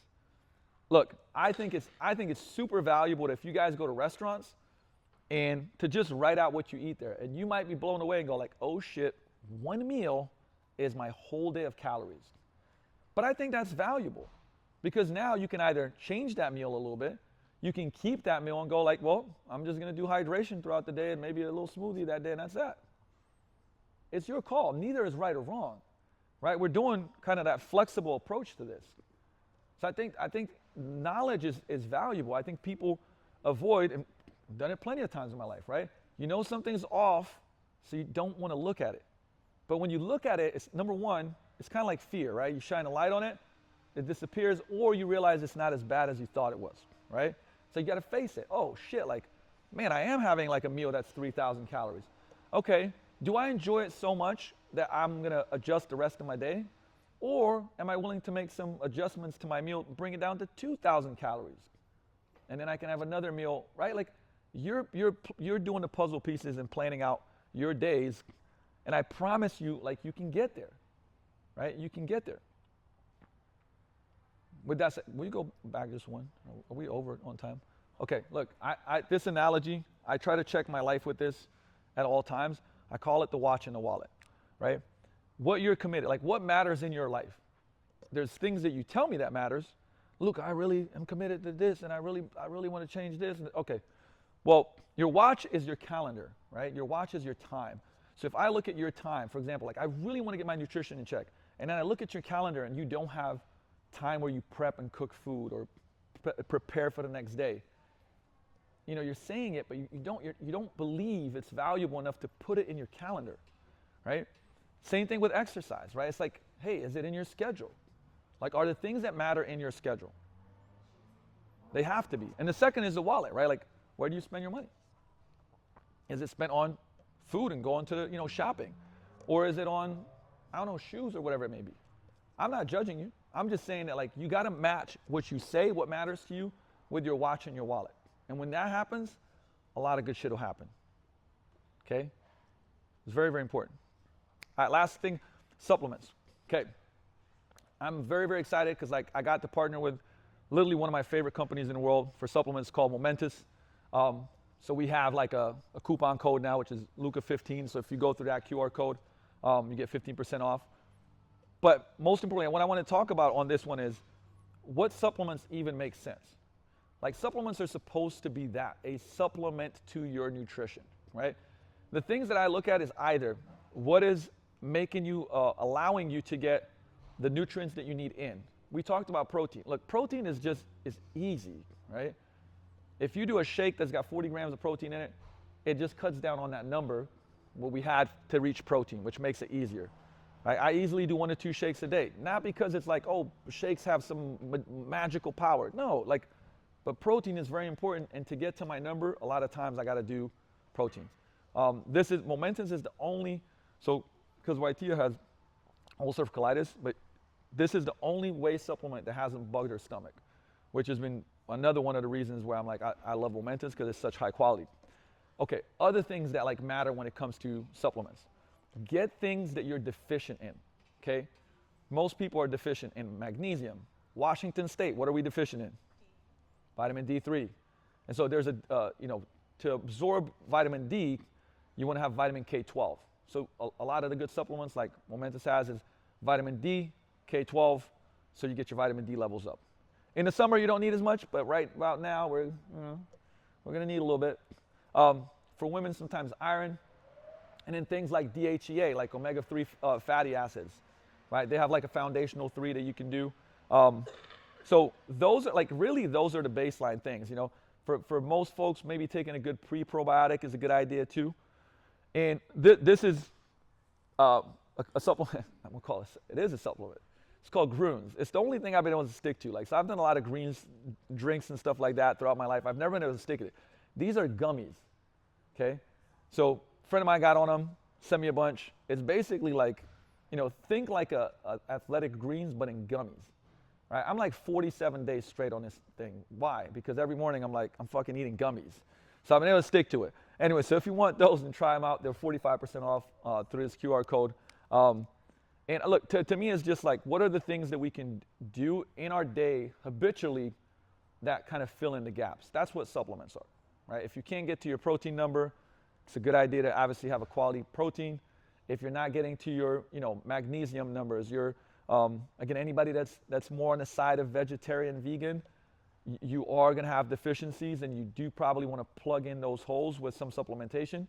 And again, in general, like if you're a person that doesn't eat a lot of vegetables, by the way, I would never say, just do a greens drink or greens gummies, don't eat veggies. Make it a priority to eat more vegetables, right? But fill in some of the blanks with this because it'll help out, okay? But again, in Strongheart the other day, YT asked me about creatine. So I didn't mention creatine because it's not like you got to take it, but creatine there's 2 supplements that have been more studied than anything else, right, in the world. One is what? Caffeine, right? Very effective, we know that. and the second is creatine, right? Creatine's got more studies behind it than you can imagine. But for a long time, it was like you took creatine because you wanted to have better strength endurance. It'll help you with strength, building some muscle. It pulls, I would say, intracellular liquids, right? So you get hydration into the muscle. But, you know, and sometimes that's why you can put on a little weight, but it's just water weight, it's nothing else. But it's become very, very like studied now in brain health, right? So creatine is very, very beneficial for your brain. And like I would say the last 5 years, more people are taking it more so for brain health than they are taking it for like this, you know, the performance side of things. So I think it's beneficial. You know, they used to have this old thing where you'd like preload it. It's not like just 5 grams per day, like basic quality creatine monohydrate. Don't get fooled by when you see stuff that's like faster absorbing. It's all bullshit, right? You just want a quality creatine monohydrate. Doesn't need anything extra with it, right? So it's beneficial. It's not like, ooh, you need it, but I do think that it's healthy to take it. All right. Based on what we went through, any questions? Because I'm more than happy to go over anything, individual stuff, breakdown. Please. No, I can't answer questions. If you're going to drink alcohol, what do you think is the best drink to drink? I mean, I'm also Eastern European, so vodka, but vodka, tequila, you know, stuff that doesn't have, you know, vodka sodas, tequila sodas, things that don't have a lot of, because usually alcohol.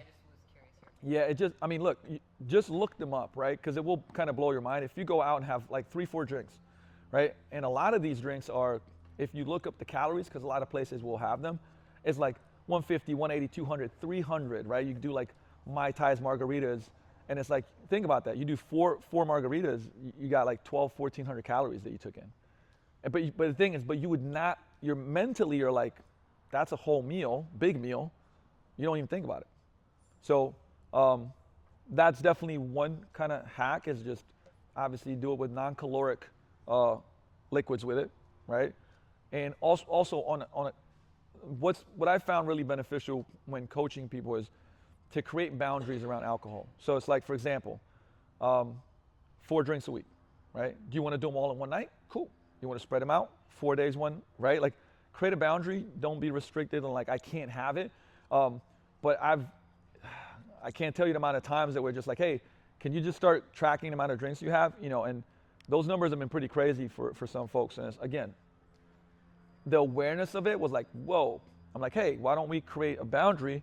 You can still have it, and you can decide this week, hey, I'm going out for a party, so I'm going to have these 5 in one day, and other nights. And what I've also found is what happened is if we set a boundary, people would start being under the boundary because they started feeling better, right? So again, I think that's very, very useful. You don't create these, you know, I call it the difference between a tightrope and a basketball court, right? Tightrope is like, oh my God, I can't make a mistake, right? You make a mistake and you feel like you fucked up. Boundaries to me are like basketball court. I can dribble all around the place, but there is an out of bounds. You know, out of bounds is like 4 drinks per week or whatever it may be, right? Hey, you know, 16 to 1,800 calories, like, hey, for the week, let's stay within these boundaries. And then now, you know, same thing with food, 80-20. Like, we got some boundaries, but yeah, have pizza, right? Just be aware and be prepared and plan it out. And then if you continue to stick to the plan and keep getting better at sticking to the plan, like, you'll just see your body changing, how you feel is going to change, everything's going to start changing, right? And you don't have to be perfect. That's the thing. The goal is better, right? And you guys have seen those memes, right, where it's like, you know, what people think progress is like, you know, what it's really like, and it's this fucking weird thing, but it trends up, right? Hey, you have days or some weeks that didn't go as well, but you know what? Over the course of a month, it got better, and the next month it got better. And if you just zoomed in on one day, it might look like shit, but when you zoomed out, that shitty day was a blip on the trajectory of where you're going, right? That's the goal. But you gotta have that awareness, and I really highly advise on that. I said those 3 questions that every day. What went well? What didn't go so well? What can I improve tomorrow? You keep doing that, like, you'll be in a good place. Cool? Are we pretty on time? Or did I go over? Of course not. Fucking A. 5 over. Shucks. We tried. All right, because I went over. Everybody gets some LMNT. But, hey, by the way, anytime you guys have questions, definitely for me and the coach, just ask. You know, like I'm pretty open book. Sometimes like I might email you afterwards or text you, whatever it may be, but anything I can help with as far as resources. I'm doing more content just so we can post content and guide you to the content, right? Whether it's articles, videos, you know, stuff that can be helpful in you achieving your goals. I'm trying to do more of that as well, okay? But thank you for your time, guys. I appreciate it. I know I talk a lot. Make sure we're implementing this, damn it. And again, don't drink all those LMNTs all the time.